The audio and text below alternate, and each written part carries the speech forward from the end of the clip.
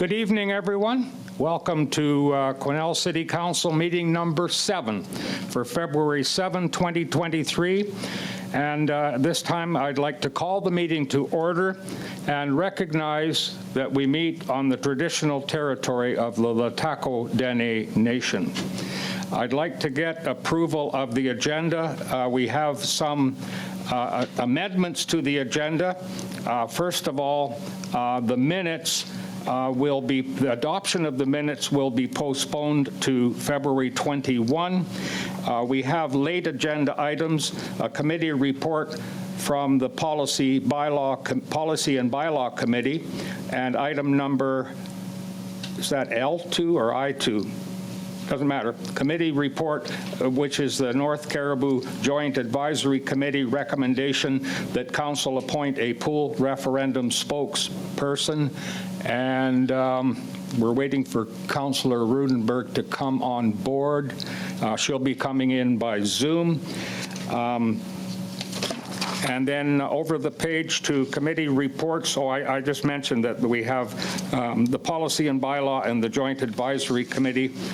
And we have a late attachment, which is a letter regarding Sprout Kitchen, a request for a resolution of support. So have I covered them off? Okay, thank you. So I would like a motion, please, to adopt the agenda as amended. Councillor Runge, Councillor Goulet, discussion, all in favor, opposed, carried. Okay, so that's that out of the way. We have no presentations. We have a delegation from the Forest Landscape Planning Pilot Public Engagement Session. That is a mouthful. Ministry of Forest, Strategic Initiatives, Cariboo Region, and we have three presenters, Ian Hanna, Kim Scott, and Erin McCluby. I think I got the name right, but pretty close. So if you could come forward and go to the microphone, and I don't know if are you prepared? Are you showing a PowerPoint, I presume? So we'll just wait for you to get the technology set up, and the floor will be yours. Okay, that is me.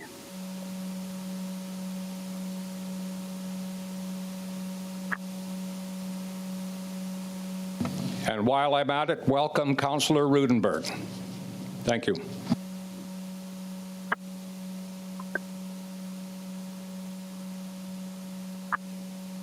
Apologies, I'm more comfortable in the team setting, so I'm having some technical difficulties here.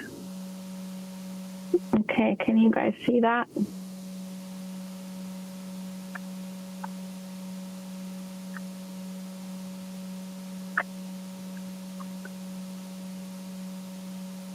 Can you guys see that? Ian? Yes, that on? Good. Okay, yeah, thanks, Harley. So my name is Ian Hanna. I'm the District Manager for the Ministry of Forest here in Quesnel. Have with me Kim Scott and Erin, of course. So I'll do a bit of a brief introduction and then let Kim and Erin take away the rest of the presentation. I think most of you are familiar with the forest landscape planning pilot that's going on in Quesnel. We started some planning work in 2017 following the wildfires that burnt a large part of the west part of the Quesnel Forest District and into Williams Lake.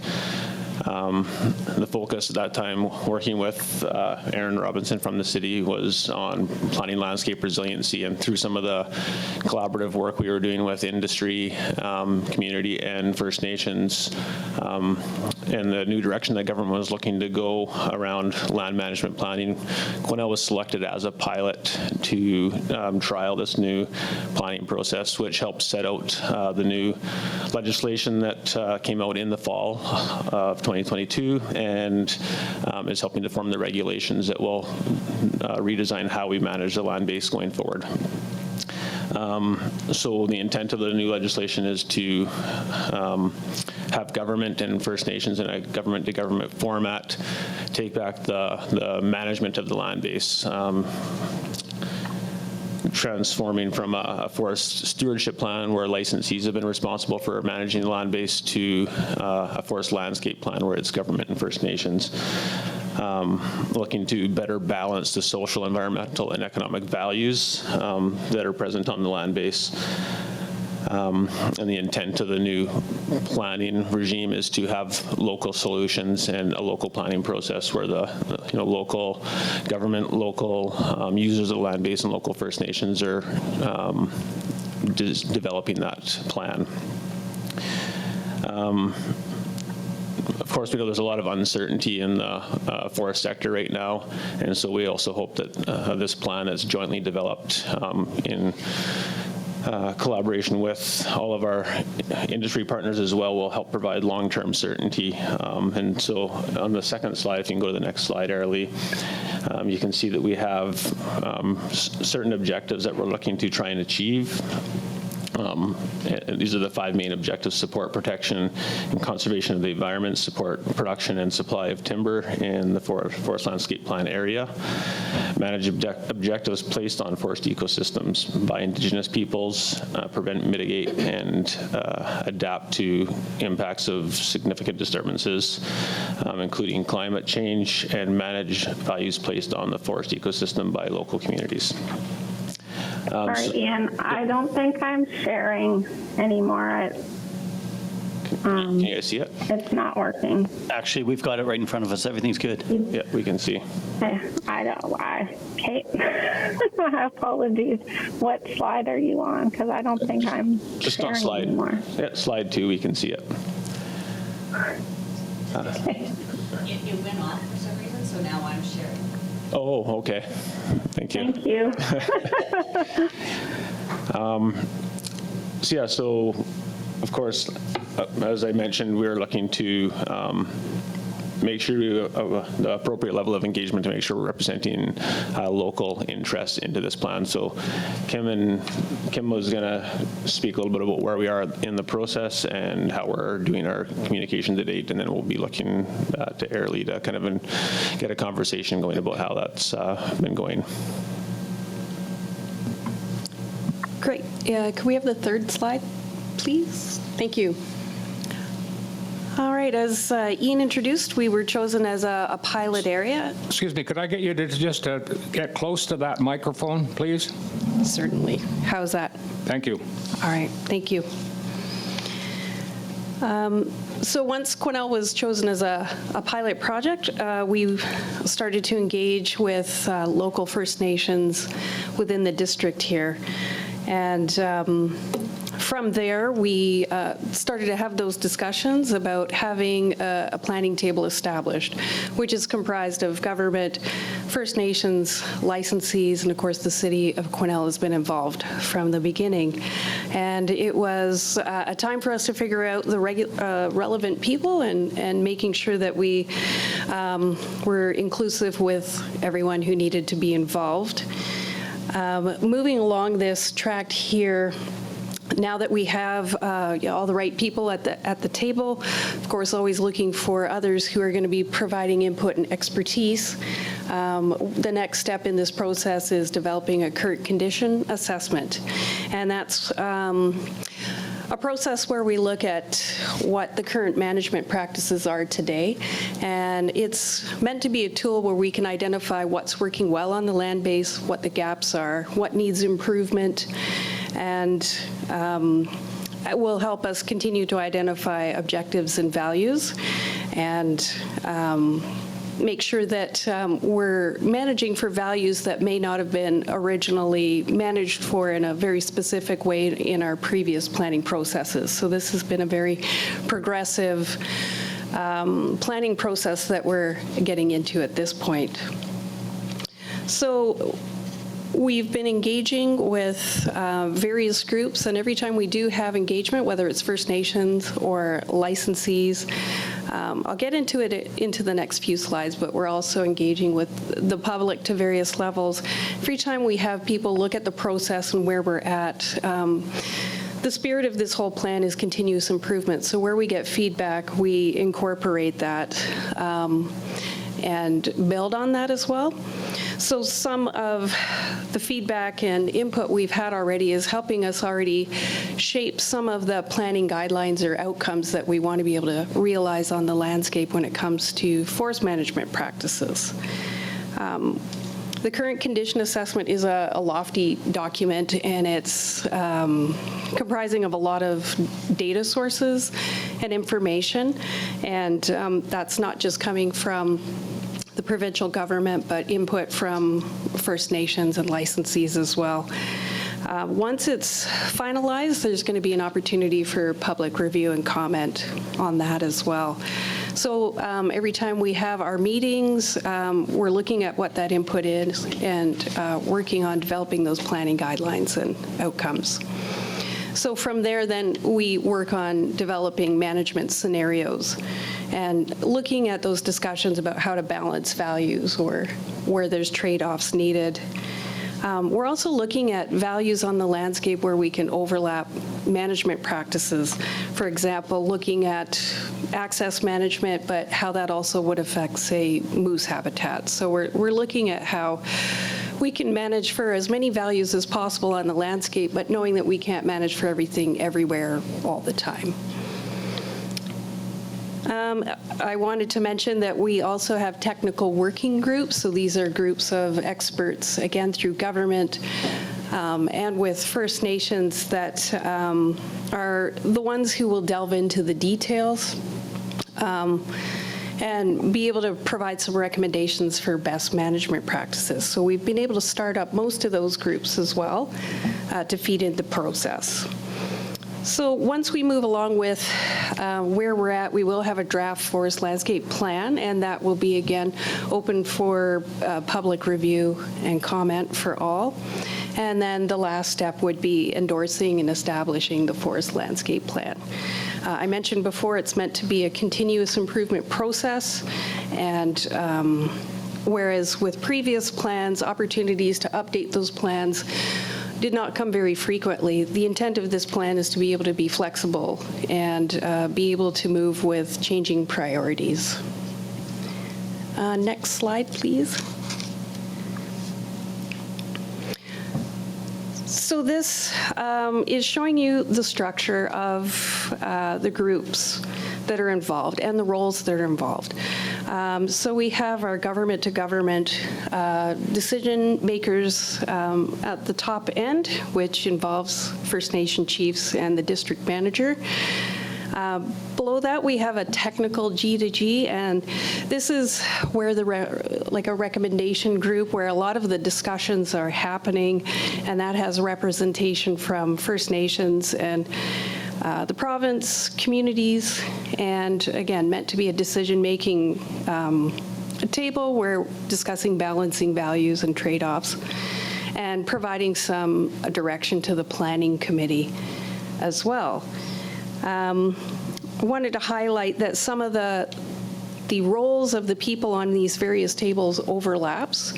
So we have a lot of continuity in the discussions that happen, and the thing is, it also puts pressure on capacity, but this project has been very successful because we've had very continued attendance and participation from a lot of the same people, which really helps build on the relationships, which have been really important to be able to have the kinds of discussions we're having for planning and to be able to continue moving forward. I just wanted to highlight as well, again, I talked about the advisory group. This is a group that is a lot of the other users on the land base, like trappers, guides, recreation users, or other associations. We also have input from the general public. We haven't had that engagement yet, but we will be working on that coming up in the next few months. Back to the planning committee, this is a core group, again, that is the province, First Nations, the city of Quesnel, and licensees. And then just another little area, as I spoke to with the technical working groups, they're the groups of expertise, whether it's the province or academia or First Nations, that are delving into the details and being able to provide recommendations back up to the planning committee. we just really wanted to acknowledge all of the work that the city has done, and working with Erin Robinson has been obviously a very valuable person to have within various teams in terms of being part of the planning committee and also the chair of the advisory group. So having that involvement has been really key for success, as well as those ties to the community forest agreement and with the wildfire risk reduction projects that have happened around the city too. So, oh, am I running out of time already? I'll just move quickly to the next slide. Advisory group and public engagement. I don't want to go into too much detail. It just speaks to the number of meetings we've had. We are having consistent meetings every 2 months. I already touched on who's part of those groups. And again, with the general public engagement, that's going to be coming up, and we'd like to have open houses in Nasco, Wells, and here in the city. We're still in the midst of organizing that. I think I'll just jump to the next slide quickly too. It's a bit more detail again, just showing the flow between the planning committee and the technical working groups. You know, the planning committee is where the ideas and the guidance and the requests for more information feeds down to the technical working groups, and then that feeds back up. So we're making sure that we have all the relevant experts who are part of this process going forward. Next slide, please. Okay, that's over to me on the screen here. Hopefully you can hear me. And again, apologies for our technology. We've given this presentation so many times, and we're often a well-oiled machine, but some technology details there. Anyways, I just wanted to highlight some of our next steps. You know, we're continuing to work with our government-to-government partners in this process as a G2G table, and that's helping to inform, like Kim mentioned, our direction to the planning committee and our technical working groups.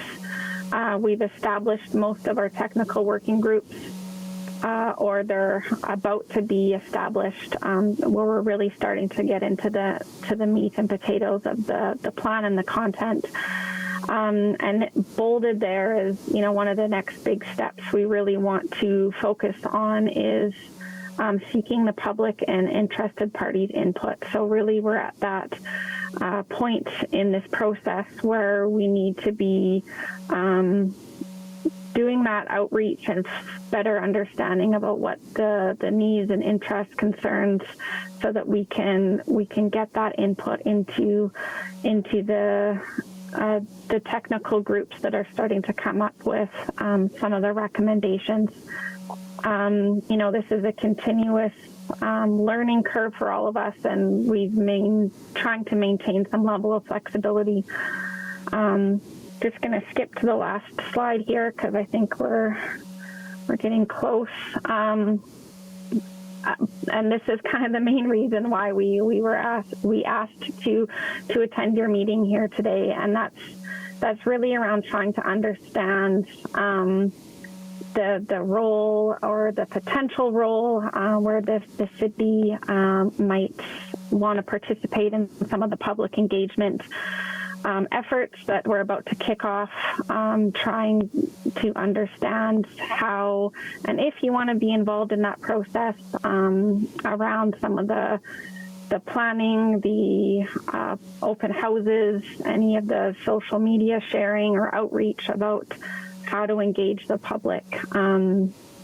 You know, we're also reaching out to other levels of government, the CRD as well, you know, with a similar feel for how that a partnership might look to support kind of this broader initiative that we're a part of. And so that is kind of our ask, or just to see what next steps might make sense in our continued relationship and as we step out this new process. I think that's the end of our official presentation, and happy to, I believe I was told there was time for questions, so happy to, yeah. Okay. hand it over to the person who leads the meeting. Okay, well, thank you. Thank you. Is that that is the presentation, and I can open it up to council for comments and questions. So do I have any questions or comments from my council colleagues? Councillor Runge. I should have let Mitch go ahead. My first question is a couple questions, I guess. My first one is about the timeline. If we refer, I think it's to slide number 2, 3, 4. When you're going through where we are in the process, the current condition assessment. How long do you expect that to take? I guess because you said we're just beginning it. I would say we're in the middle of it. A lot of work has been done. Actually, it's become quite a large document, so a lot of work is being done to make it into a much more digestible version. There's going to be the long version and short version, something that's a lot more easy to review. So I think we're going to be able to have that out in the next month or so, is the expectation. And then just following up from that, so then with the ultimate goal for the FLP being a year out, 2 years out, or what are we looking at timeline-wise? Yeah, no, great question, and that's been a bit of a moving target. You can only move as fast as you can, and building the relationships has been key. We are aiming, I think, for early next year. That is the hope. We haven't been able to nail down an absolute date, but that's what we're looking at realistically for a timeline. So thank you, because that comes to my next question, because I guess ultimately, given that we're so dependent, I guess, on the forest industry here, the extraction and the processing of wood products for our tax base here, it'd be nice to know if, how, if things have to be mitigated, how things have to be mitigated. Hopefully they don't have to be mitigated. That's where we kind of feel like we're in the dark too, because it's for us, that's also an extremely important thing as we move along with Indigenous processes and all that, everything together. But I guess how we fit into that role is, that I'm definitely want to be engaged, because that's, for me, it's our tax base, really. So anyway, thank you. Thank you, Councillor Runge. Anyone? Councillor Vic. Yeah, thank you, Mr. Mayor. So the slide is asking if the City of Quesnel Council wants to be engaged. Are you asking that writ large, or are you asking that individual? My answer is yes, I'd like to be engaged. So I don't know if that's a question you're posing to everyone at the table here, but yeah. Yeah, I guess we're just looking, we've got some processes set out. We're doing public engagement through Engage BC, some open houses, and just ultimately trying to make sure that we represent the interests of the local area and the local community. So, if there's ways or, that you have that can help support that process, then we'd look to, seek that advice from you. Or if you want to be engaged in some other way, yeah, just let us know what the best, way to do that is. Okay, are you one more? No, you're done. Just on that question of public engagement, we've got a wonderful resource there with Erin and her department, and I would suggest, I think it goes without saying that you'd be working through Erin's department. As far as the question about which media or which method we prefer, I'd say all of the above and then some. It seems like, the more technologically we get advanced, the more difficult it is to get people to pay attention. So take it for what it's worth. Any more? Oh, I'm sorry, Councillor Roodenburg. No problem. Thank you. I would say ditto to what I've heard from my colleagues. I think it's an important piece that at whatever level you see fit for council to be engaged, because I think our community is going to start questioning when they start hearing about community forest and they hear about this. They want to know how this affects the overall picture of forestry in Quesnel, in and around Quesnel. So I think that if we can help get our community engaged, the more engaged they are, the better the questions are that come from them, instead of, silliness. So, I know at a later date we'll be definitive of what this means for us, but I do believe that council should be engaged in trying to figure out how we get our community engaged in this process. Thank you, Councillor Roodenburg. Well said. Anyone else before we go to the next delegation? Okay, thank you, everyone. Most informative, and thank you, Erin, for coming along. So we look forward to hearing more and doing more with you. Thank you. Thank you for having us.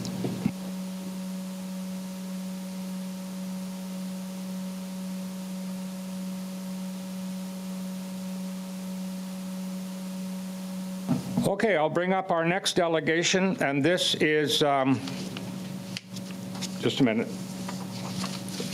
got the wrong page here. Next delegation is from Forest Enhancement Society of BC, Gord Pratt, Senior Manager, and Erin Robinson, Forestry Initiatives Manager for the City of Quesnel. So the floor is yours. Thank you.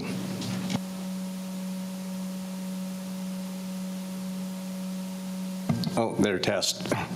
Good evening, Mayor Paull and Council. Thanks for having us here today. And I think this is really just an opportunity for us to showcase the great work that the City of Quesnel is doing and let you know a little bit more about what FESBC is about and where we may be going forward in the future. So hopefully we'll just give you that highlight here today. So as Mayor Paull, I am Gord Pratt, the Senior Manager out of Kamloops, just passing through here tonight. So on my way to Prince George.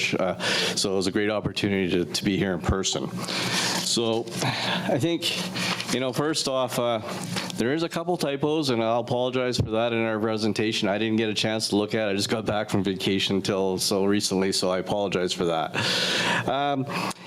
Since August of 2019, maybe we got a slide going? Somebody operate it? The first slide. Okay, yeah, let's go to the first slide, sorry.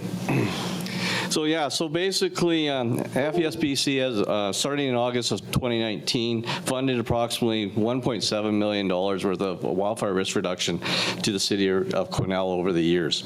This included prescriptions, manual and mechanical treatments, and then all the work, my understanding is, and I haven't been involved with it directly, but I've been paying attention, is really steered by your community wildfire protection plan. So I think where we'll talk about now is what you have done, and I'll just ask your person here, Erin, to speak to that piece next. Great, thank you, Mayor and Council, and Gord. So what does this work look like that we've been up to here in Quesnel? So we have a couple photos here. We have the before picture that you'll see where stands are overly dense, and as Council has heard before, they're full of ladder fuels. So just like a human uses a ladder to climb up on something, that forest fire reaches up into the top of the crowns and then spreads really quickly.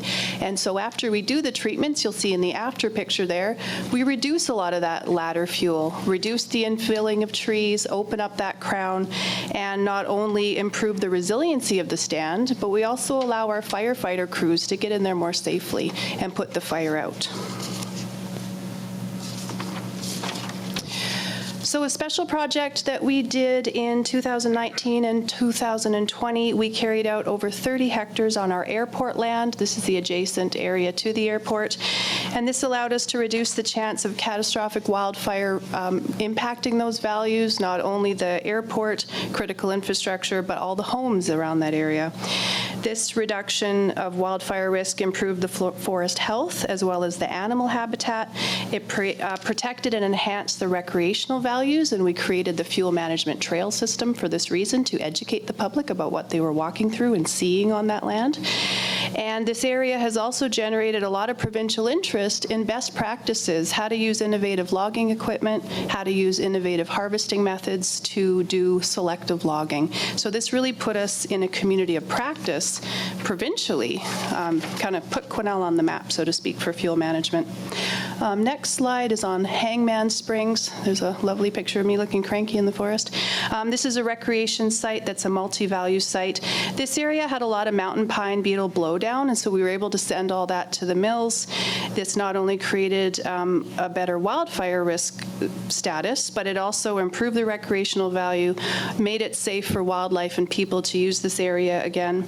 And so the airport and Hangman Springs are two great examples of how FES funding not only helps with wildfire protection, it helps with innovative and ecologically sensitive logging operations, it strengthens our economy, creates a lot of work, and it also helps our ecosystems get back to health. And back over to Gord. Yeah, and just before I jump into the context of the slide, I think, just really as part of my opening is, I think this is a collaborative effort of all levels of government, including municipalities. So hats off to the city. There's a handful of you across the province that are, taking this leadership, and I get to share it across the province in regards to the learnings that others have done. So, I think it's really critical. Also, the other thing too is, the Fire Smart principles. FES BC is heavily involved. We sit on the Fire Smart committee, and I think doing what we're doing on the land base to increase our likelihood of success of reducing the risk to people, and what we do with Fire Smart is so critical. So keep up the good work on that piece for sure. So just a quick summary of what FES BC has done in, and I'm going to say the Cariboo region, which is basically 100 Mile all the way up here to Quesnel. We've done a number of projects. So out of our $263 million that we've allocated and completed projects across the province, we've done about $113 million and change in the Cariboo region. The 1.7 was directly here in Quesnel on the wildfire risk reduction. And out to the west, we've done some wildfire risk reduction projects with NASCO to the tune of around 1.4 million. And then FES BC isn't all about wildfire risk reduction. We have 5 primary purposes, and those purposes include fiber utilization, reducing carbon impacts across the province, improving wildlife habitat, improving stand conditions, and reducing wildfire risk. So this slide is really about, in the Cariboo region, we've done 19 million on fiber recovery, and I can expand on that a little bit. 50 million just in planting and reforestation efforts, primarily in the wildfires from 2017 and 18 across the Cariboo. A little bit in the Alkali and Alexis Creek area in regards to habitat enhancement, and then some stand rehab out in primarily the Chilcotin as well. I think I'd like to expand on the fiber piece a little bit as well, taking it as here. A big partner with us that delivered, and what we've done with the fiber is there's a lot of fiber out there that's outside the economic reach. And we've provided for about $4.6 million to Cariboo Pulp to allow them to bring more fiber to their facility up till the end of March 22 to utilize that fiber that would normally be burnt. And that contributes to our reducing greenhouse gases across the province. So those are key things. We've done a little bit of work out in Barkerville, fiber utilization as well as wildfire risk reduction as well. So let's jump to the next slide. So really, we just we just received an additional 25 million previously to the next announcement I'm going to talk about, where we've done more wildfire, really focused on wildfire risk reduction going forward. We're awarded $7.7 million worth of projects in the Cariboo region again, of which 529 is coming to the city of Quesnel, and Erin has great plans going forward in there, and she can give the details of where that's going on this part of the slide. Sure, just quickly. Yeah. So as council's aware, but for others' edification, we're planning prescriptions at Kersley, Baker Creek, and Wonderland Trails, and we're still running an operation in Pinnacles Park. And then back over to Gord. So you may have heard on January 19th, Premier Eby announced FES BC has been allocated an additional $50 million in his announcement at the Truck Loggers Association meeting to increase the access to primarily fire-damaged wood. It was his words. We're looking at that as kind of the opportunity to increase the utilization of fiber that's outside the economic reach of facilities like Cariboo Pulp, Drax's pellet facility, power facilities in Williams Lake, et cetera. So we're in the process of determining the criteria for that. More details will be coming out after the provincial budget, when we were just notified of this announcement as well. And we expect to be accepting applications for funding like this in the near future, probably around April. So anyways, I'm happy to answer any questions about the past or the future of FESBC and what I can and can't answer. Thank you very much for the opportunity to give you that quick highlight. Okay, thank you very much. Now I'm looking to council for any comments or questions. Councillor Vic. Your last comment there is very timely, considering the announcement today of the curtailment at Cariboo Pulp and Paper, which I'm sure you're aware of. So I'd be very curious to be kept in the loop on how that could help our community in terms of assisting an industrial partner in Cariboo Pulp and Paper with utilization of, I guess, waste product from the forest. So thank you for that ray of sunshine. Yeah, and actually, I just heard, I was driving today, so I actually didn't hear the news till I was actually talking to Ian in the lobby here. So I actually asked Erin if there was anything news the other day, and so that's unfortunate, and it's sad news around the province, but we are hoping that our funding can at least address some of the challenges and the costs of bringing fiber in that's beyond the economic reach, for sure. And Cariboo Pulp has been a proponent in the past, and I'm sure we'll be in discussions with them soon. So. Anyone? Oh, Councillor Runge. Yeah, I just didn't want to go first. Yeah, thank you. And, a little bit ditto to what Councillor Vic just said, because it's pretty interesting that you were able to get to, I guess, March of this year, and then in April, the curtailment begins. My question is, given that we got about a little shy of, I guess, 7% here of the 7.7 million, what can we do to push ourselves further up the list for the next $50 million announcement? Is there something that we can somehow support here as a city? Is there something that we're missing that we can add more to, more to our chances of getting more of that outlier fiber supply?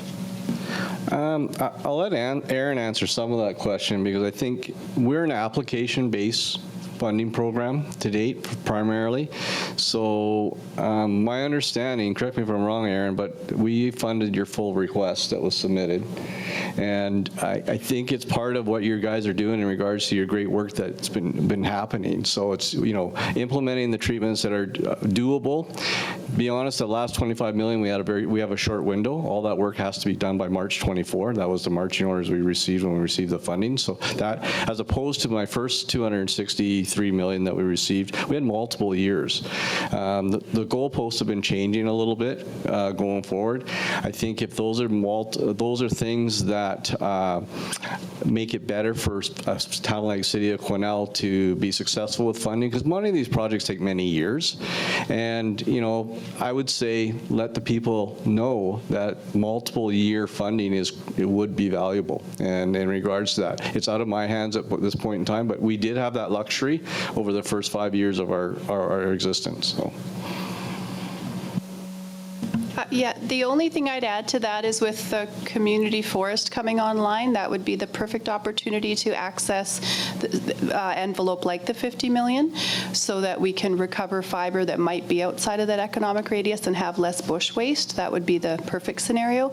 But as far as Gord, like he stated, we did get our full amount that we'd asked for, because that's where we are with our CWPP, and that's the window we could spend it in. But it's going to set us up for future intakes, and we constantly advocate or lobby for multi-year funding with FES and others. So, yeah. Okay, I have a question, more of a comment slash question. More of a comment, and I say that it is good to see the injection of the 50 mil over 2 years. I characterize that as a good start, because as an outdoor recreationalist, spending a lot of time out in the bush, way out the back, I see a lot of fiber out there that is sitting there, particularly burn piles, but also wildfire residue and mountain pine beetle wood that is still standing, but barely standing. A lot of blowdown. You can't go anywhere out there without a power saw.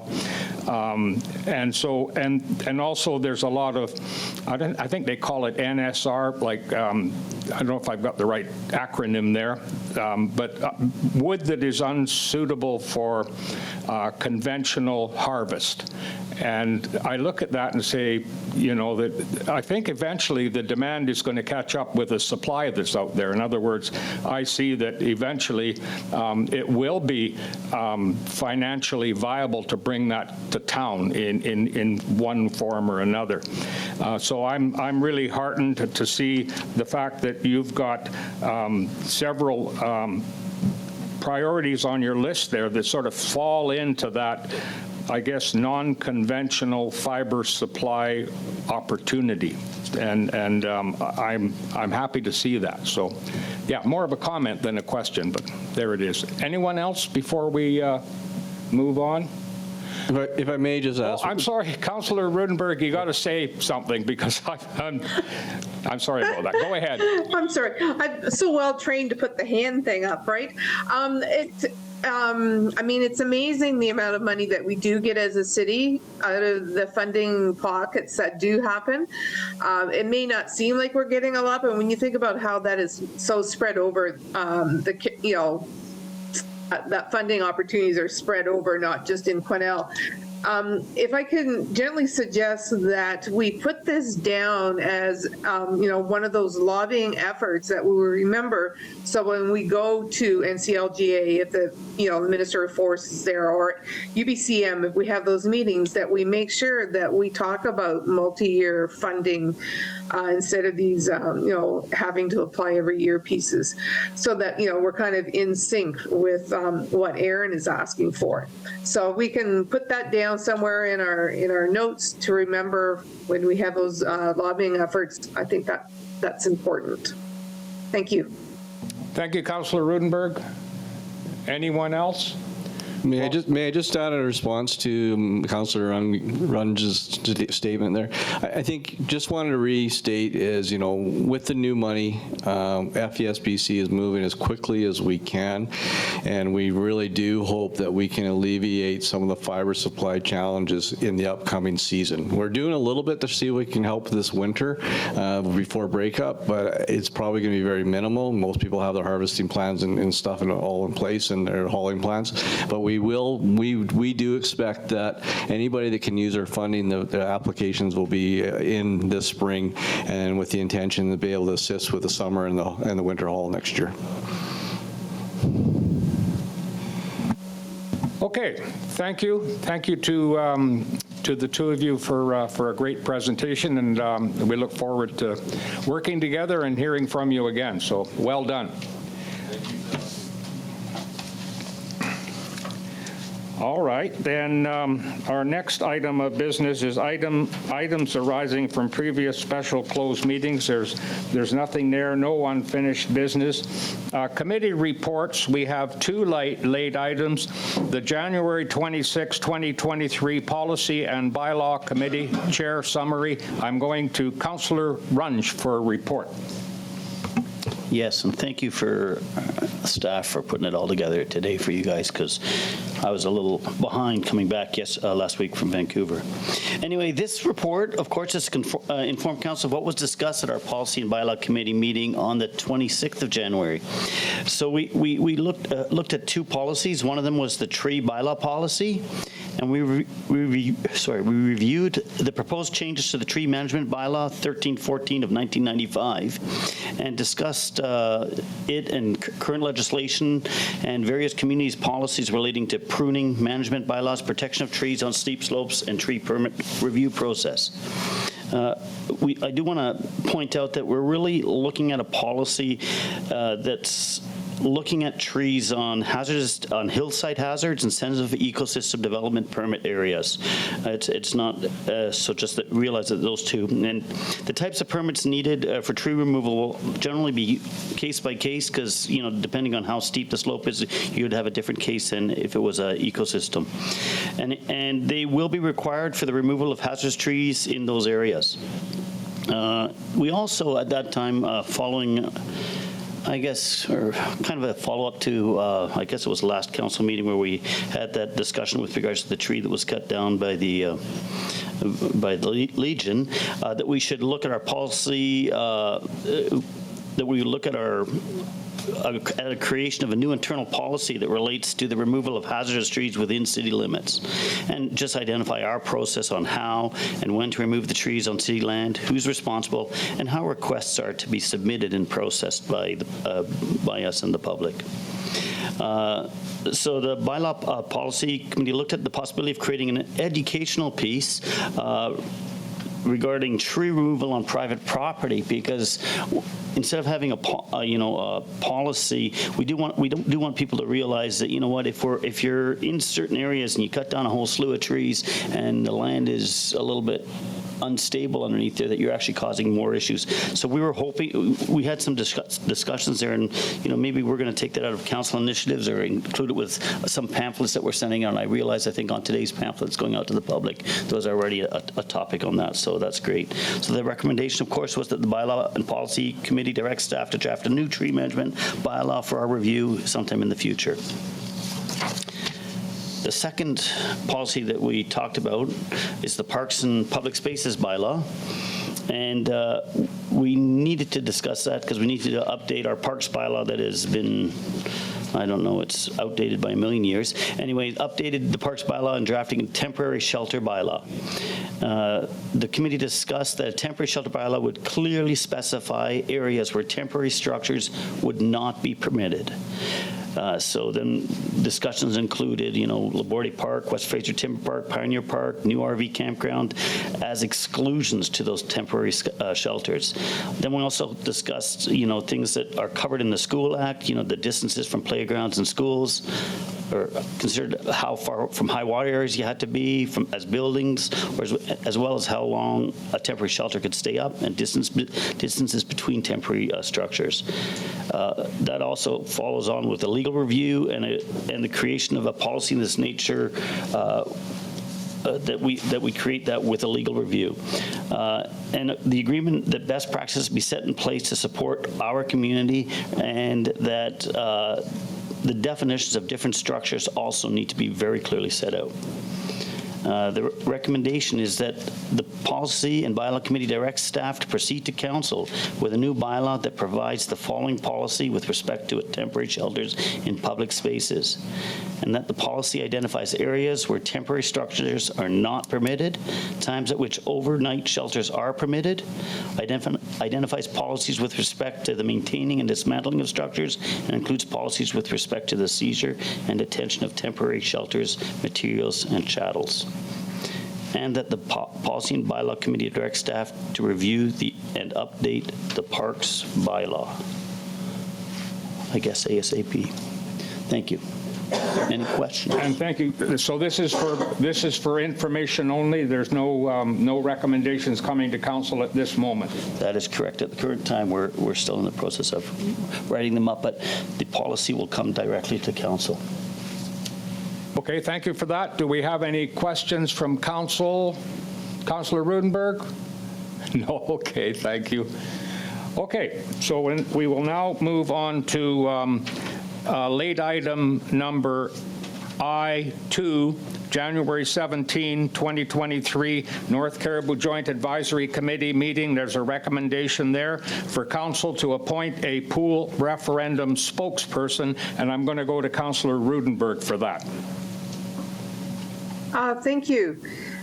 So as was discussed, I'm not sure it was our last joint planning or the meeting before, part of the communications strategy is to have two spokespersons, one from the four northern directors and one from council, to be the spokesperson for the project. They would not be the ones speaking to technical issues, whatever. It would basically just be what is coming from joint planning as the project moves forward.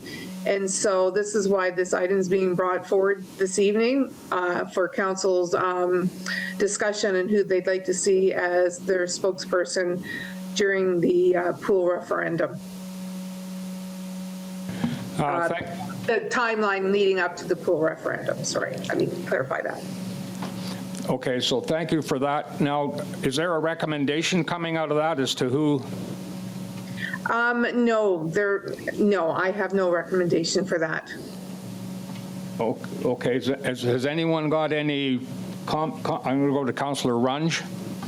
So Lori-Ann, I would, of course, recommend you to be in this role. You're a great speaker. You work with with that committee a lot. So I would nominate you if it comes to nominations from our side. I'm not sure if you'd accept, but, I definitely would nominate you. Councillor Roodenburg, are you willing to accept that nomination? Sure, that would be great. Thank you. Okay, well, thank you. And so I'm taking that, Councillor Runge, as a motion, and I'm looking for a seconder, Councillor Vic. Any further discussion? Oh, Councillor Runge? Yeah, of course there's further discussion. It's open to everybody else, too. It's just, I just nominated someone. I didn't want to preclude anybody else. So if there's anyone else who has any inkling, any wish to do so, then I would definitely love to nominate them, too. Like, you Councillor Vic? No, I'm not seeking a nomination, no. I guess it's just a thought on it.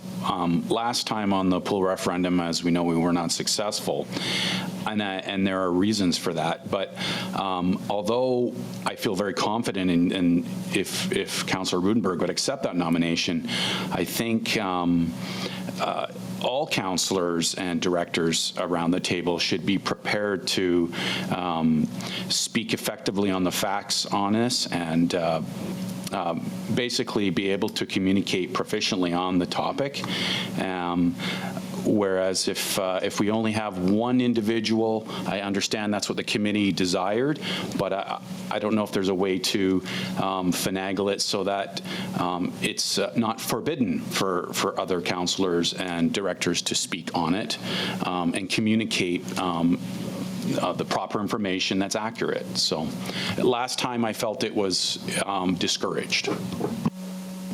Yes, well said, Councillor Vic, and I was having the same thought because, I mean, to get stopped on the street and ask for a sort of an off-the-cuff comment or whatever, I think that we should be free to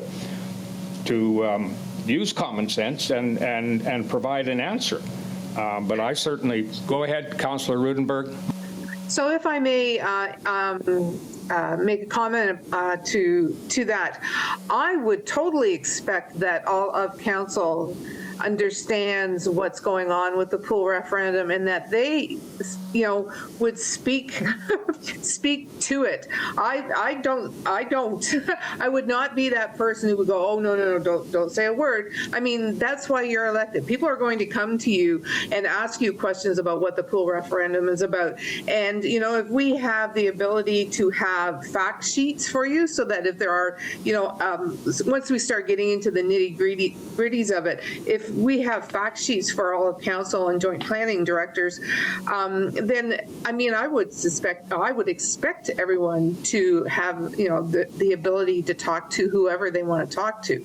I think this is more about that more direct, spokesperson kind of deal when it comes to media, perhaps more than anything else.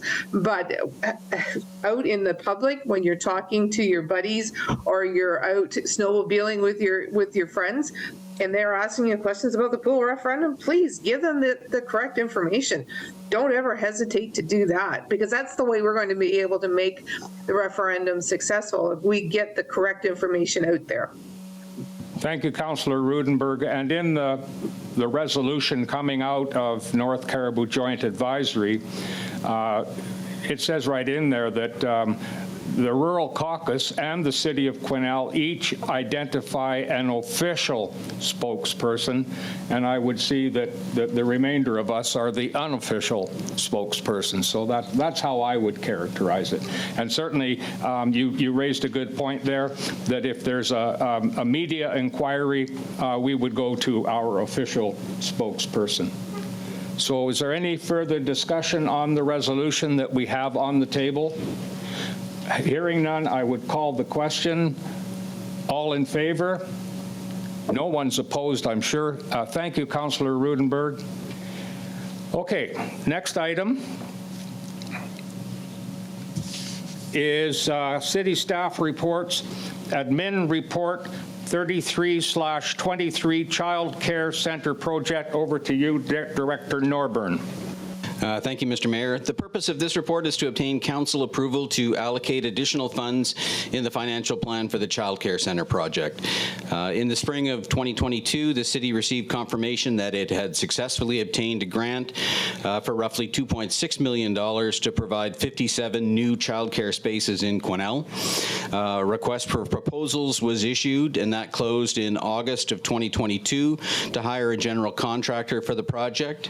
Unfortunately, all three of those proposals exceeded the project construction budget by over $1 million.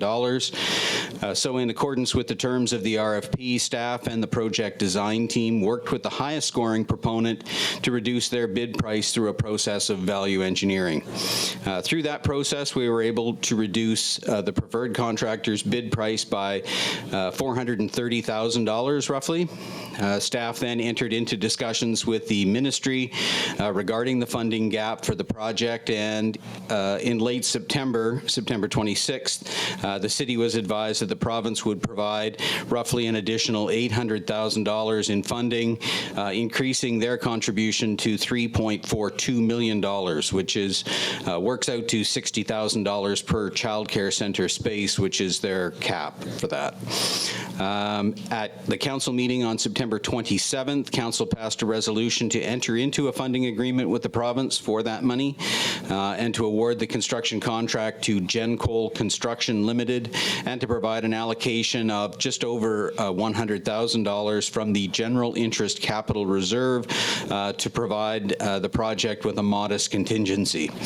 Work on the project began in October. However, due to delays in securing funding and awarding the construction contract, there was a very narrow window for the contractor to undertake the foundation work and related earthworks before winter weather set in. Factors beyond the control of the contractor resulted in this work starting later than we'd initially hoped, which resulted in significant additional costs for heating and hoarding, which were not included in the project budget. In addition to the substantial costs for heating and hoarding for the foundation work, which is almost $100,000, there have been other unexpected costs for a variety of reasons, including the discovery of a pre-existing foundation on the site, which had to be removed, soil conditions for the parking lot that were not suitable, and the need to temporarily relocate a TELUS line that runs through the site and interferes with construction. In addition, there were some soft costs that were higher than budgeted, such as construction insurance. At this stage of the project, the majority of the unanticipated costs, we hope, are identified. Staff have completed a detailed review and update of the project budget incorporating all of the known and anticipated additional costs, and we've determined that approximately $100,000 in additional funding is required in order to meet the current commitments and known anticipated costs. Obtaining additional funds from the province is not feasible, as the project has already received additional funds on 2 occasions, and the province has indicated that the maximum funding they'll provide has already been reached, $60,000 per child care center space. Reducing the project scope is also not a practical option, as the project has already undergone an extensive value engineering process. Not completing the project would result in a building that is unfinished and unsuitable for its intended use and would not meet the daycare licensing requirements or the requirements of the funding agreement that the city entered into with the province. In order to complete the project and meet the grant funding criteria, additional funding is required to cover the cost to date and to provide for a sufficient contingency to complete the project. It is recommended that up to $200,000 be allocated from the tax stabilization reserve to complete the project. The recommendation is that council approves an allocation from the tax stabilization reserve of up to $200,000 for the child care center project. Okay, thank you, Director Norburn. And you'll see that following the recommendation is the financial impact. Before I have a question, but before I go to that, anyone else with any comments or questions? Okay, well, I'll go ahead. We're in the proverbial between a rock and a hard place on this one. But I would like to ask our Director of Finance, what is the effect on our tax stabilization reserve? Like, what kind of a dent would this make in that reserve? The reserve has approximately $677,000 in it right now, so this would bring it down to $477,000. Thank you. Okay, I don't have a motion on the floor yet. I'm looking for a motion. Am I going to get one? Councillor Vic? Councillor I'll Goulet. second it. Oh, I'm sorry, I'll Councillor Roodenburg, I'm sorry. Okay, discussion, Councillor Runge. Yeah, first off, this blows my mind because it was September when we just gave the last 100,000. Clarification to the tax stabilization reserve. That gets filled up how? How do we add back to that? That is an excellent discussion that FSAC will be having. At this point, we have not been filling it. We used to have a past practice of putting in so much a year, but we stopped that at one point, and we've just been using it. So we will need to talk in the future of how we put money back into that fund. I guess then my point will go to FSAC, because if we put it back to have it come back from taxation, then it actually is coming from taxation. And we shouldn't hide that, because that's exactly where it would be coming from.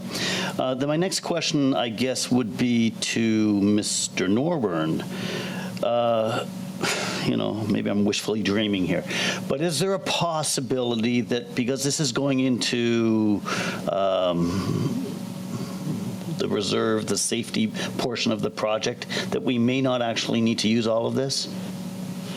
Oh, that's certainly the hope, yeah. I mean, we're asking for a contingency so we don't have to keep coming back to council, but it's always our intent not to spend the full amount of money.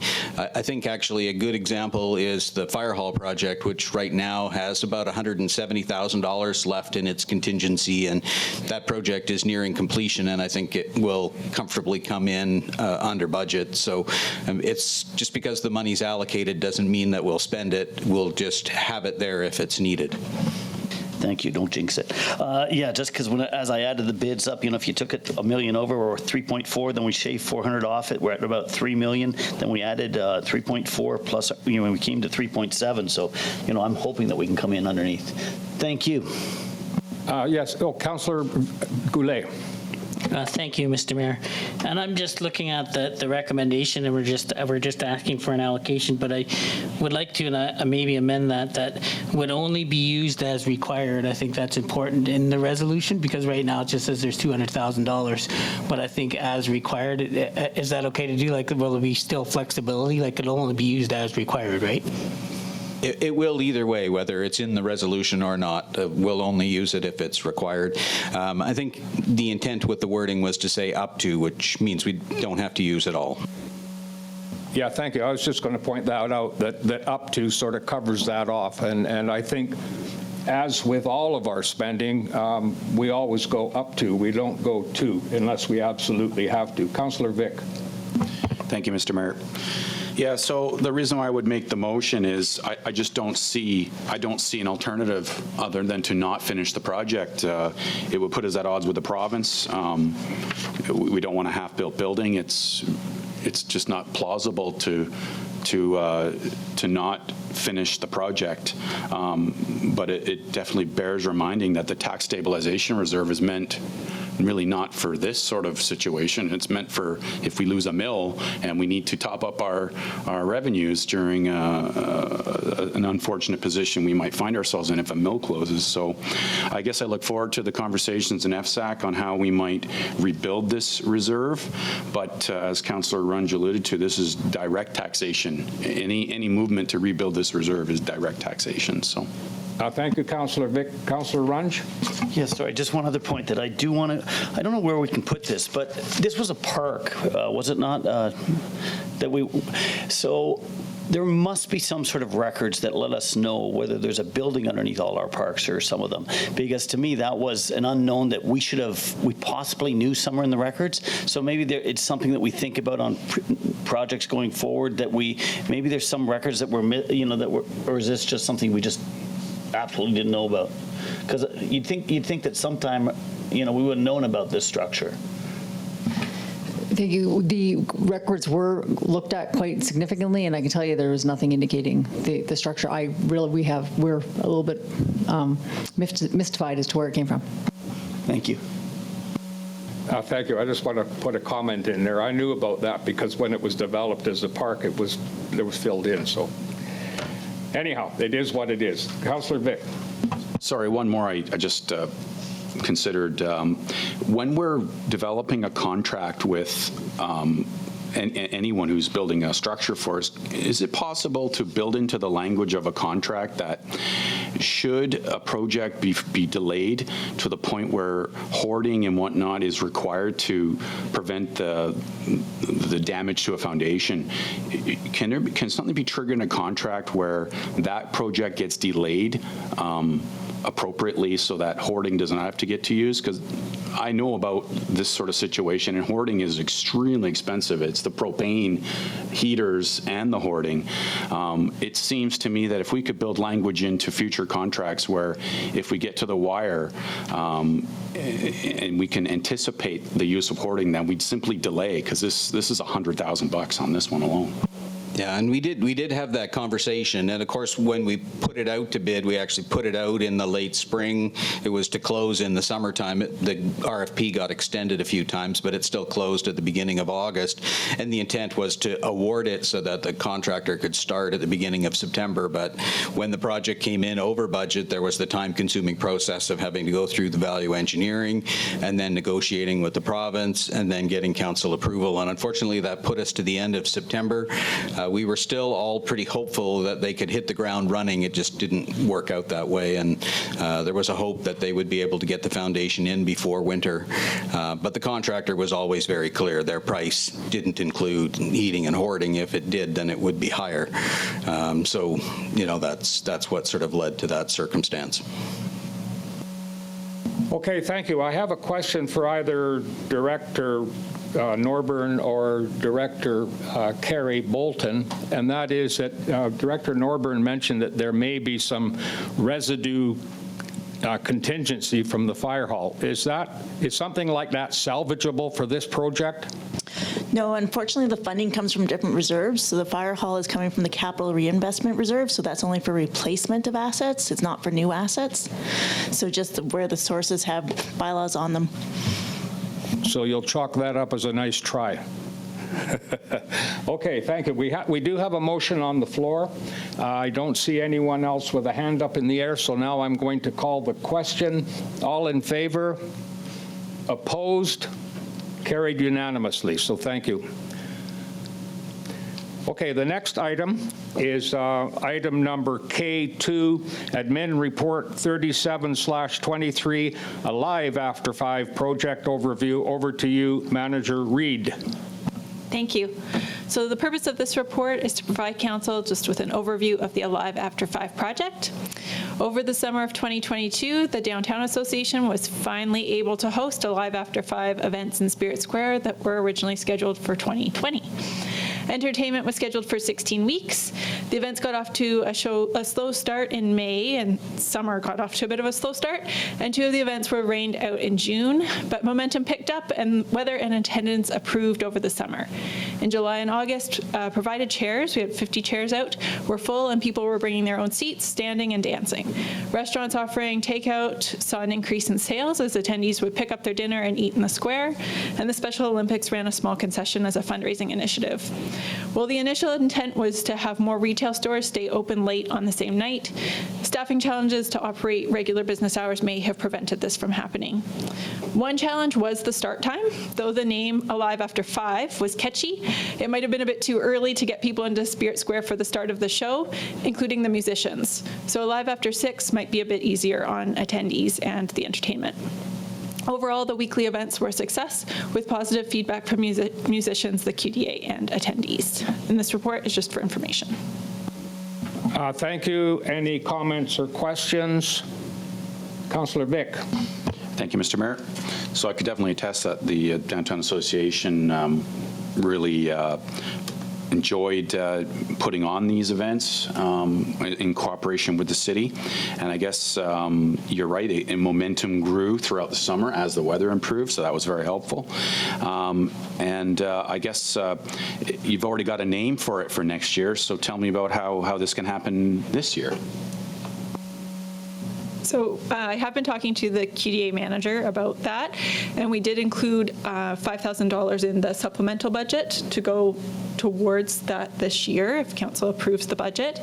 And I think from the QDA side, my understanding is it's a bit depends on whether or not summer students are approved to have the extra labor there to help get set up and take down going.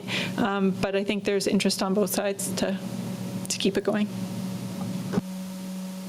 Okay, thank you. Anyone else? I'd like to try this on for size. Mix after 6.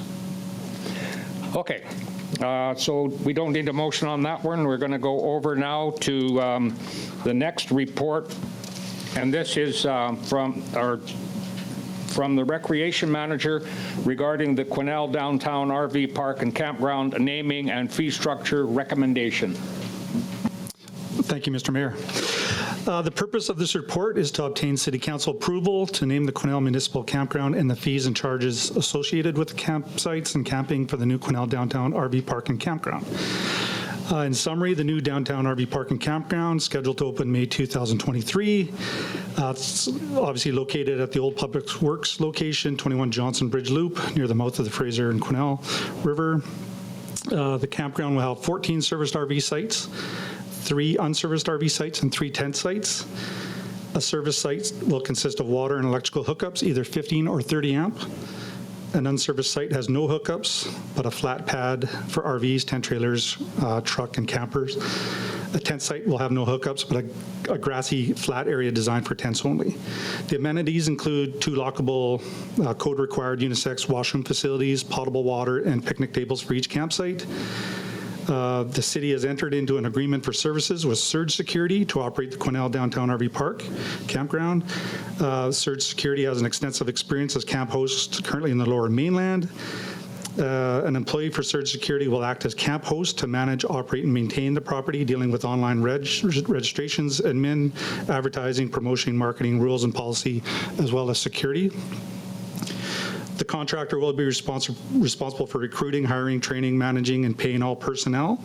As well, camp hosts will take part in orientation training, so all are aware of tourism opportunities in our region, including services available, rec opportunities, local eateries, etc.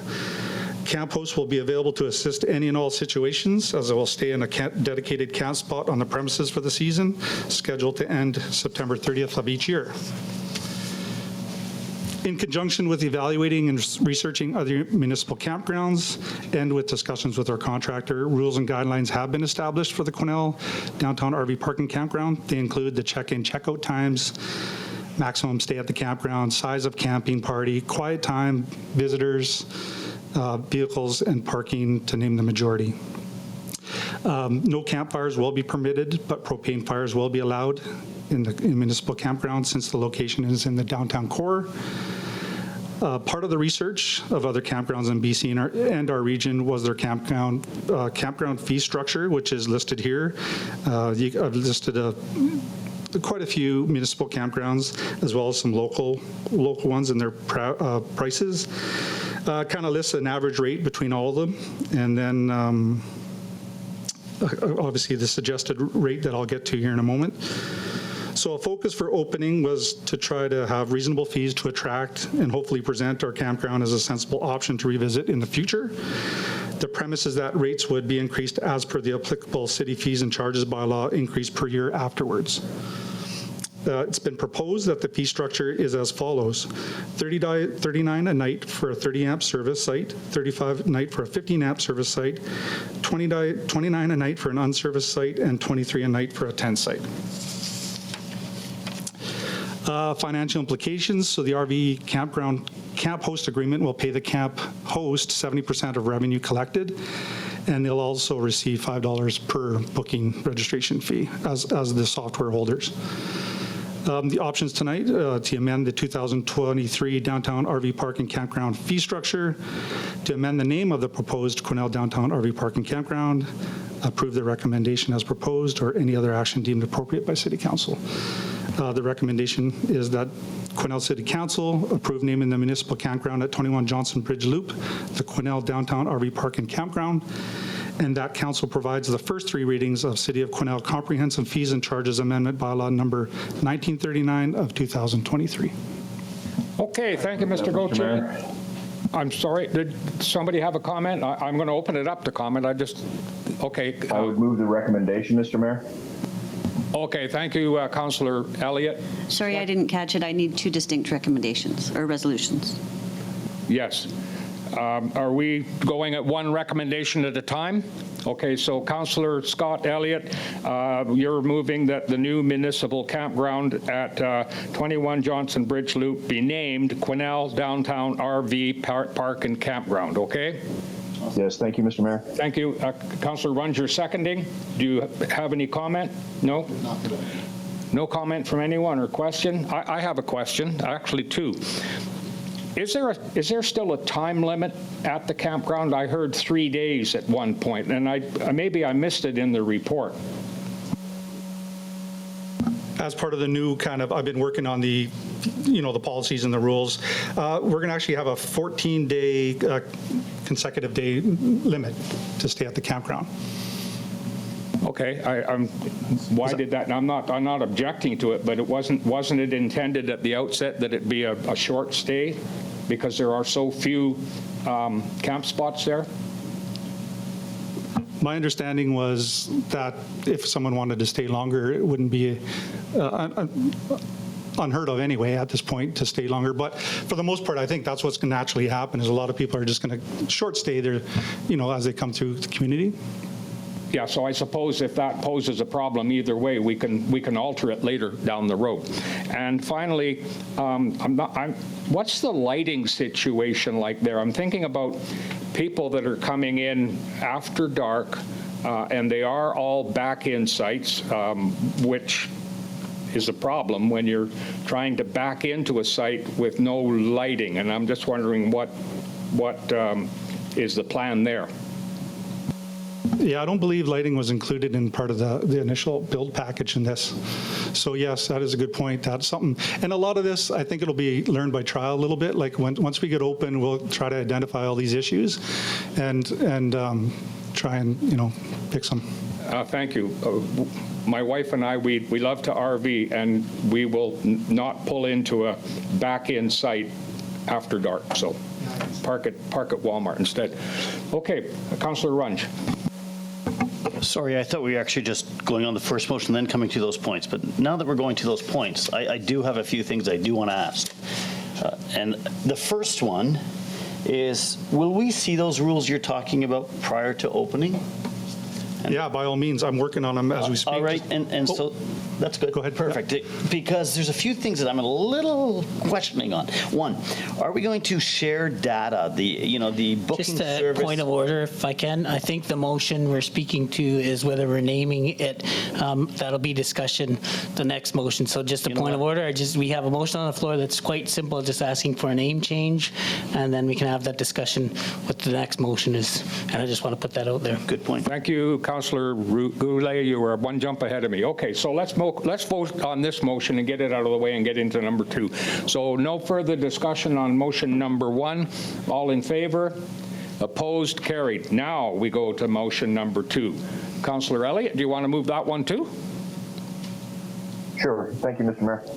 Okay, Councillor Elliott moves that this council provides first 3 readings to City of Quesnel Comprehensive Fees and Charges Amendment Bylaw number 1939 of 2023. Seconded by Councillor Goulet. Councillor Runge. All right, now I'll ask my questions. It was just because it already started before, sorry. So going back to the bookings fee, so I actually did call Surge this morning just because I couldn't find too much on their site, and so I talked to the owner, or one of the owners, I guess the young gentleman who's going to be running the site, and I guess because my first figure was, hey, if we're paying those booking fees away from these costs, we're going to be making nothing from these campsites. But he assured me that no, that was separate, and that's just an extra fee that they're going to charge on top. So that alleviated my fear there. I do have a question, though, that I think we have to consider as a council, and we really have to consider it looking forward, and that is the service, the 30-amp service and the 15-amp service. Are we actually metering it and maxing it out? And the reason I ask this is pretty simple. We now have RVs, electronic RVs, and the nice Ford Lightning and stuff that are out there, that if a person were to plug in there every day to charge up their car, we wouldn't be making money on this site with the power that they would drain to recharge their batteries if they're doing any kind of distance driving.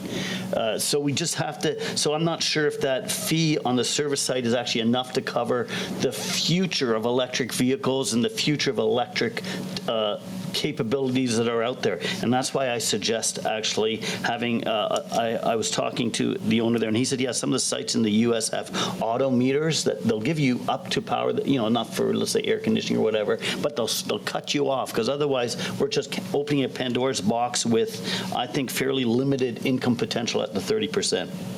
So that was that point, and then so auto meters, just that we just realized that we have maxes on it, and I think that's it for now. Thank you. And just how do we visit that in the future? Because I guess from that comes, because we're paying for all the electricity from the city, and are we metering that? No, there's no ability to meter at this point. I don't. Okay. That I'm aware of. I didn't quite catch that. I'm interested in the answer. Could it be ramped up to 50 amp?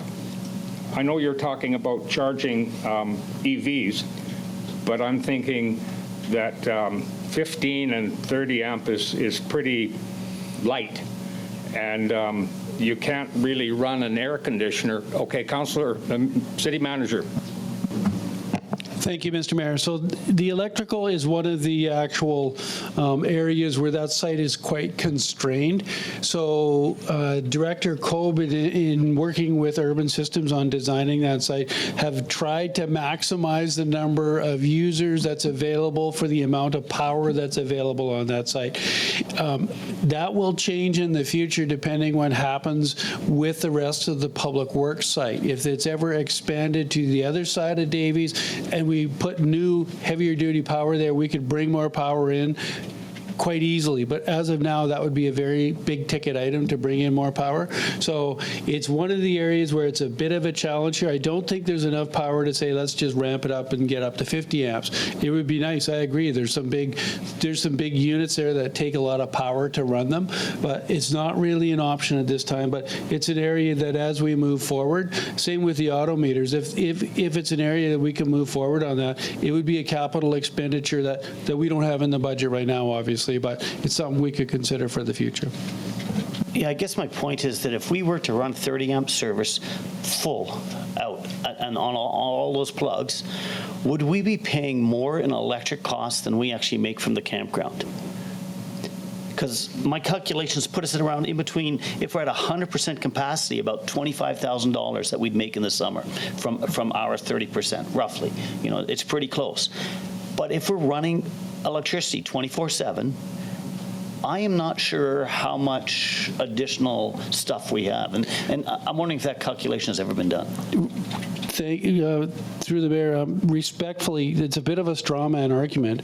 I can't see that we'll get into a situation where we're running all the services flat out all the time. So would we be in a financial situation where it's not paying?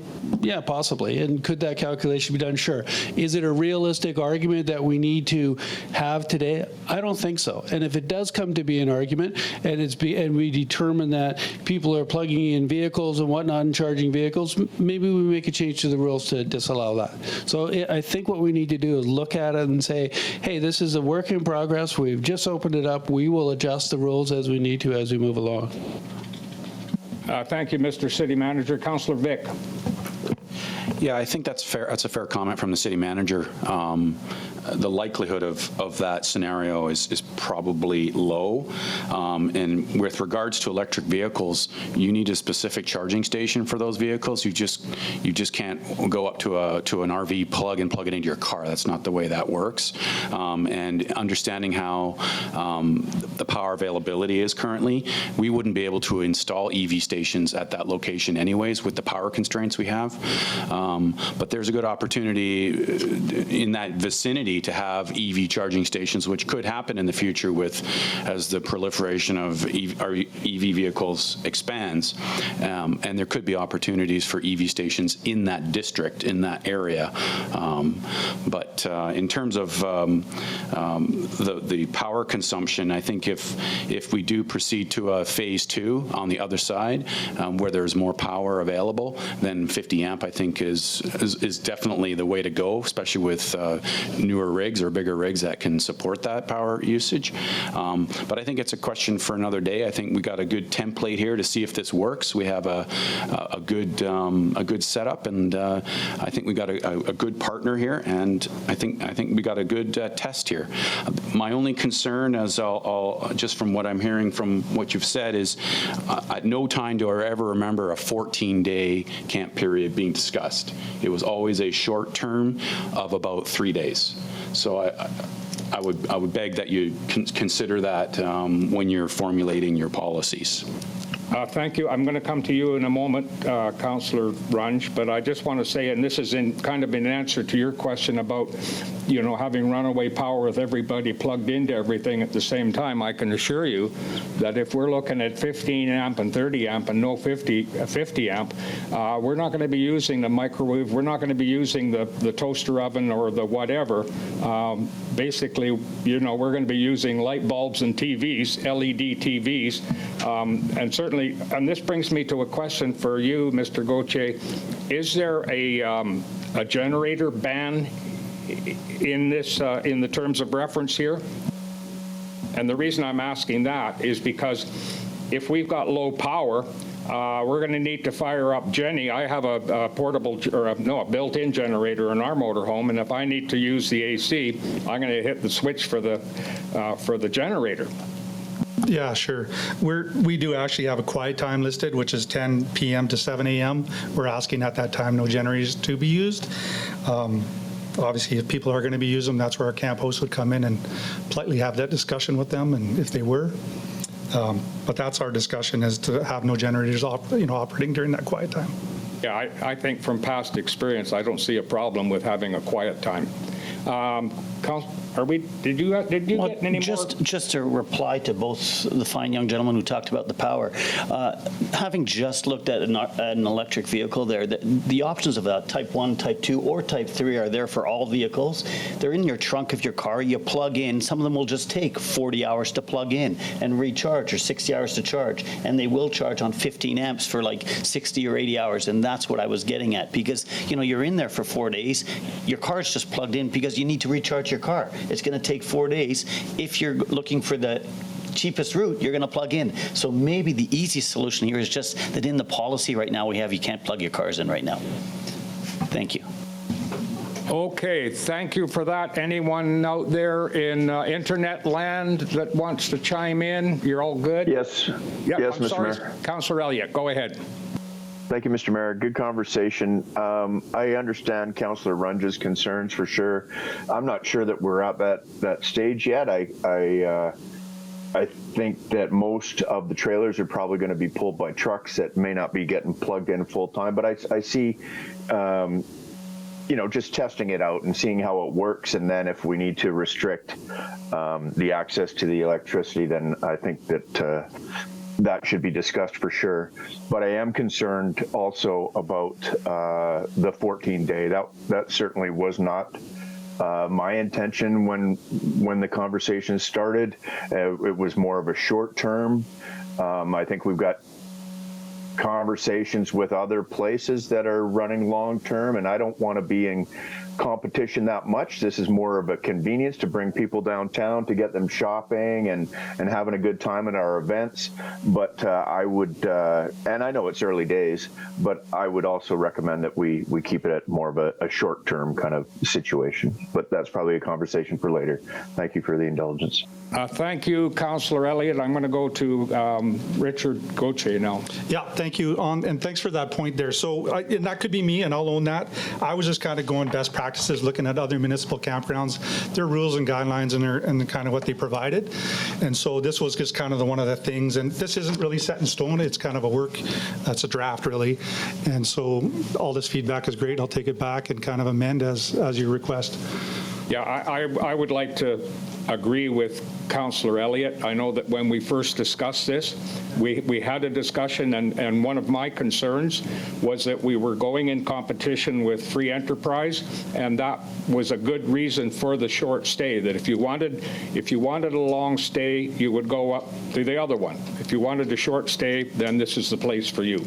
Councillor Runge. So, to Mr. Gauthier, my other question is with regards to sharing of data. So that, do we have something set up? Because, I really think that the idea of putting all these things in place beforehand is way easier than coming back and visiting them later. Are we going to get updates? And it doesn't have to, it could be through finance, through someone else that, so that we're getting an update of how many campers we're having. And it doesn't have to be council, but just that it's coming to the city. It's not just run by our contractor. Yeah, I don't think it's unfair to have a monthly report on what, our campers and how many registrations we had and tent sites, so on and so forth. Bring that forth, and how I deliver that, whether it's through Jeff or whoever, I certainly could do that, yeah. One more thing before we go. What about Wi-Fi? Maybe I missed it. No, you didn't miss it. Wi-Fi wasn't installed during build. I think it was a cost situation. However, I'm in discussion now with Surge Security in regards to, they think obviously Wi-Fi will be better for their cell phone will work for them for answering calls and stuff. So not necessarily a landline will be required, but the Wi-Fi is a tricky thing. So I'm looking at like a Shaw hotspot type situation and seeing what's required to have that happen. Maybe strictly for the camp host to use, or maybe even perhaps for the site. So to start, it might not have that, but it is something obviously that every person wants. Like when we all go to any hotel, we all want the Wi-Fi password. So yeah. So yeah, thank you for that. And yeah, Wi-Fi is obviously on everybody's list. But you sound like you're making it so comfortable that I might have to jump into my RV and come down there just 2 blocks and I'm there. So is there anything more from anyone else before we, do we have a motion on the floor? This was a long one, and we have a mover and a seconder. Okay, so I'm going to now call the question. All in favor? Opposed? Carried. Thank you. Okay, item number, just a minute now. I got to get my paper back here.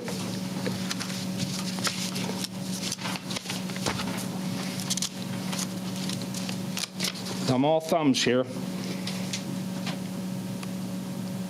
So we are now going to item number K4, admin report, City of Quesnel, appointment of officers. And I'm going to go to Director Bolton. Thank you. So the purposes of this report is to update the delegation bylaw to reflect changes to the finance department and signing authorities. So this is the bylaw that I actually send to our bank to enable people to be able to sign checks on our behalf. So because I've had some changes in the positions in the accounting department, I just need to change the names that are in the bylaw. So you'll see them in red in the attached appendix. Just the addition of the revenue accountant and the financial accountant as being able to sign checks. So the recommendation is that council proceed with the first 3 readings of the City of Quesnel Appointment of Officers and Delegation of Authority Amendment Bylaw number 1940 of 2023. Thank you, Director Bolton. Councillor Runge, are you moving? Moving, seconded. Councillor McKelvey. Any discussion? Okay, all in favor? Opposed? Carried. Thank you. That was a nice quick one. So now we go to admin report number 36, 2023, Northern Development Initiative Trust, Marketing Initiatives Grant Applications, Mountain Biking and RV Park and Campground Manager Reed to report. Thank you. The purpose of this report is to get Council's approval to submit an application for 2 NDIT grants, one for mountain bike marketing for our new trails, the mountain bike park and bike rentals, and one for the RV park and campground launch. The first one for mountain biking will promote Quesnel's mountain bike trails, park, and bike rentals, and will include hiring a photographer to capture Quesnel's mountain bike facilities for marketing materials, digital marketing, social media, and will provide updates to the trail guide. And the second one for RV park and campground launch will include some photography as well to showcase amenities, social media and digital media promotion, and some print advertising.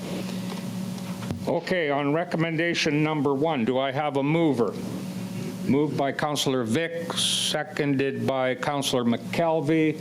Any discussion? Councillor Runge. Sorry, I just need a question here. Did we do the operating budget last week? Or is that coming up in the future? So would this go out of like council initiatives then? Sorry, to our Director of Finance, sorry. This is built into the operating budget and the supplementals that FSAC has seen once already, and we'll see one more time before we bring it to council. Okay with that? Okay, I have a mover and a seconder. Any further discussion on the motion? Okay, I'll call the question. All in favor? Opposed? Carried. Okay, recommendation number 2, a mover and a seconder, please. And yeah, that's recommendation number 2 with 2 parts. So a mover? Councillor Goulet? Councillor Vic?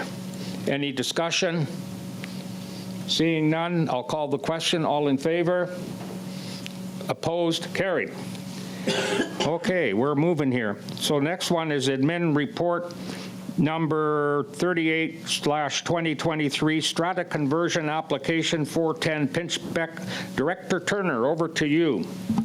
Thank you, Mayor. As you will remember, Council seen a first part of this application back in November 29th. The property owner is requesting a strata conversion of an 8-unit townhouse at 410 Pinchbeck. Council endorsed the applicant moving forward with an application, even though it doesn't meet a couple of the policy considerations in the policy for strata conversions. However, we had amended that policy to allow for considerations beyond those 2 policies where the proponent brought forward items that we felt or that council wanted to consider might be in the general interest of the public. So this report provides, so we're moving forward. This report provides the specifics of the following requirements of the policy and reporting out on those prior to moving forward on approval of the conversion. I'll move you forward to the background, and we'll skip right down into the policy conditions section. Again, I've stated that conditions 1 through 3 have been addressed in the strata conversion policy. Condition 4 of the strata conversion policy requires a notarized statement from the proponent that addresses a number of considerations. The first being that each person occupying the building has been provided with written notice of the intent to convert the building into strata lots, and the date to which the matter is being presented. This is complete, and as you will see, there is an example of the letter attached, as well as the endorsement or the statement from the proponent that this has been completed. The number of units occupied on the date of the notice, which, as you'll see in the statement, is the full 8. That the notices have been posted in conspicuous places in the building, advising of the intent to convert the building. Again, this was completed in the notarized statement, as well as the notice was, an example of the notice was provided and is attached. It has, the notarized statement has declared that each person occupying a unit in the building has been provided with the prospective date. So they had been provided with this date that council would be hearing and talking about this matter. Additionally, that the units for conversion be, in this case, require that must provide confirmation that at least 50% of the tenants approve the conversion. This is complete, and there's letters attached that outline that 62.5% of the tenants do approve being the five units. So that meets those conditions of the strata conversion policy. Additionally, there will be some other items that will need, if council decides to approve this conversion, that will still need to be met following, and they're listed as conditions of this strata conversion. It will not come back to council. Staff will just ensure that those conditions are met. A building report is, these conditions include that a building report be prepared by a professional engineer or architect that provides BC code review that specifically states, and you'll see that the applicant has pretty much gone and provided this to some degree. We still require a plan from a surveyor, and then that will have to be reviewed with this, but that's also, which is why it's still a condition, even though it's most of which is stated in here has already been provided. So it needs to state the life expectancy of the building, which the report, it needs to state the financial statement outlining the increase in maintenance costs and proof of potable water, well, which we don't do because we already know it's attached to water and sewer. So all of those items will still be addressed in the as conditions following council's consideration of approval.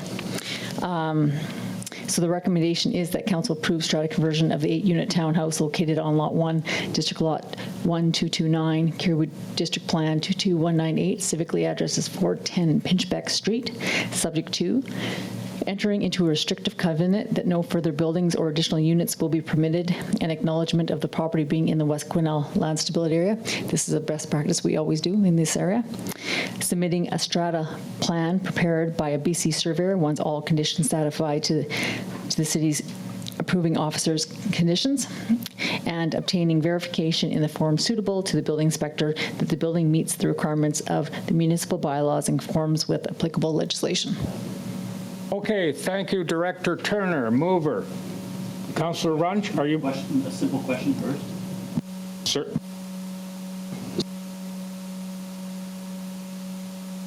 Sorry, I thought I pushed it on. Sorry. The restrictive covenant with no further buildings or additional units. So let's say there was a little storage unit required for garbage or snow. That would then restrict that from being built as a strata. I'm just thinking of a strata unit often has like a maintenance shed or something on site, which may or may not have been in a rental unit before. So this is where I'm not sure if it's already there. But if it wasn't there, would this then restrict that from being built? We could put a condition, we could add to condition here if you think that's going to be an issue. I don't, it is, the building does occupy the majority of the site, but we could definitely put a condition that, subject to, a shed, that doesn't require, there's certain sheds that don't require building permits. We could put an exemption to something like that, but a restriction is required otherwise. Okay, thank you. Now I'm looking for a mover. Councillor Runge is moving. Councillor Vick is seconding. Any further discussion or question? Oh, I'm sorry, Councillor Elliott. I don't see your. Are you there? Okay. Of course I'm here, sir. Okay, I see you now. Okay, go ahead. Okay, so just for clarity, we've got the 8 units in there. We've got the 5 that have voted in favor. Do we have any idea why 3 have not? Okay, go ahead. Go ahead, Dr. Turner. We don't have that information, no. Okay, so, there's a potential there that we have 3 families or individuals that could be displaced. Is that correct? They could, but I do want to confirm that they did all receive notice of this council meeting as well, though, and that this was being considered, and they could attend. Thank you. I'm going to go to Councillor Runge now. And for Councillor Elliott, just that our policy states that as long as it's more than 50%, if it's over 5, that's actually not our question, I don't think. Even though That certainly can be my question. All right. Okay, do we have a sufficient answer for that, or do we need more information there, Councillor Elliott? No, unfortunately, I mean, I would like more information because I am concerned that there could be displacement of 3 families. And I don't know why we don't have more information. And I get that staff can only do so much. But in this time, I'm uncomfortable with voting in favor. Okay, thank you for that, Councillor Elliott. Now I'm going to go to Director Turner for some more answer. The proponent is in the gallery if council wishes to entertain having that question answered. Okay, thank you. Does the proponent wish to make any kind of a statement? Okay, so if you could come up to the microphone and hit the green button, whatever button it is, to get the microphone activated, and just for the record, state your name and where you live, please. My name's Craig Parsons. I live in Kersley. My name is Craig Parsons. I live in Kersley. Hello. Yeah. So, okay, so what question can I answer? I think Councillor Elliott has a question. Thank you for your indulgence, sir, and thank you for trying to do what you feel is definitely a positive for your situation. My question, though, does lie directly with the 3 families that are located in there and the possibility of them being displaced, as there is one of our things in the policy is that depending on the rental rate in Quesnel, that something like this not be allowed. There's 0 rentals that I'm aware of that are available at this point in time. So there is my concern, sir. Sure. Okay. I've asked 5 of the tenants, and the response was favorable. I didn't ask the other 3. I didn't get rejections. So that's something I could do. I've spoken with all of these people, and I have, if you remember last time I was here, I'm not sure what I say here will be. Some of this is private to each of the people, because I'm looking at each individual separately. Like I have a recent widow. I told you last time I was here I'd be taking care of her. She won't become a victim of no rent. We have the nurses that I was talking about. I keep one space available for the hospital. They've given it up, so that place was going to become empty. I have another tenant that's moving. As soon as this happens, he wants to buy a house. He's been there for 10 years. He wants a bigger place.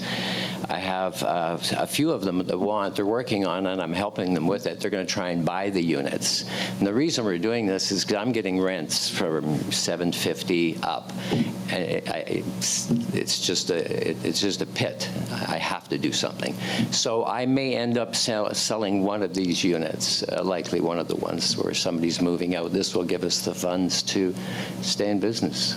So that was the reason for this. I like my tenants. I didn't want to do this. I didn't want to be here. But this was the only way I could generate funds to put back into the building. You know, we're at an age now, 20 years old. We need hot water tanks, stoves, fridges. Okay, I think you're there now. So anything more? Yeah, follow up, Mr. Mayor, please. Yes, go ahead, Councillor Elliott. Okay, thank you, sir, very much for the comments. So just for clarity, you said that there were 3 that didn't sign on, but you didn't ask 3, and you said because I guess one because they're moving, another one is retired, and you're gonna take care of her. She's an elderly lady. Do I have that correct then? That's right. Okay, thank you, sir. I will be moving in favor of this. Okay, thank you, Councillor Elliott. Any further questions of our proponent? Okay, sir, push the button and you can go back to the gallery. Thank you. Appreciate your comments. Now, do we have, that was a while ago, we have a mover and a shaker? Okay, so therefore I will, and I'm seeing no more questions or comments, so therefore I will call the question. All in favor? Opposed? Unanimous. So thank you. Okay. The next one on our list is the council information package. No one put forth a request from anything from the council information package. And we have a late attachment. It's on your agenda regarding the Sprout Kitchen. And if I could go to the clerk to have that read into the record, and then we'll deal with it.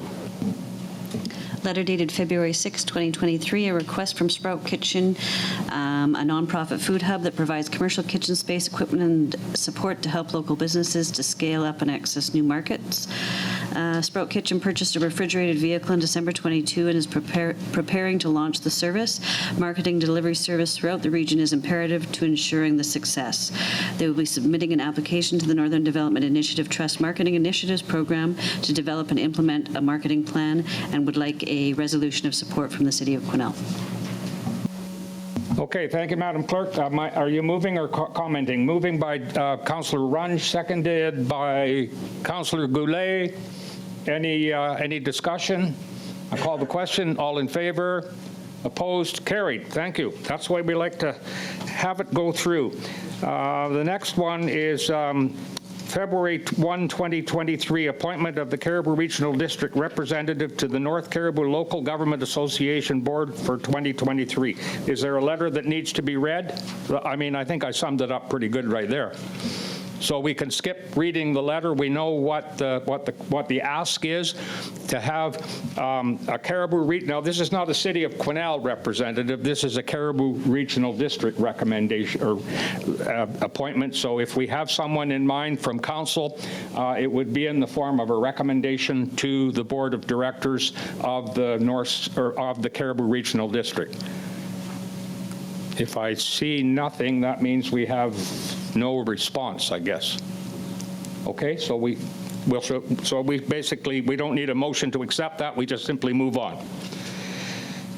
Okay, under bylaws, the three bylaws that we dealt with several bylaws earlier under previous business, and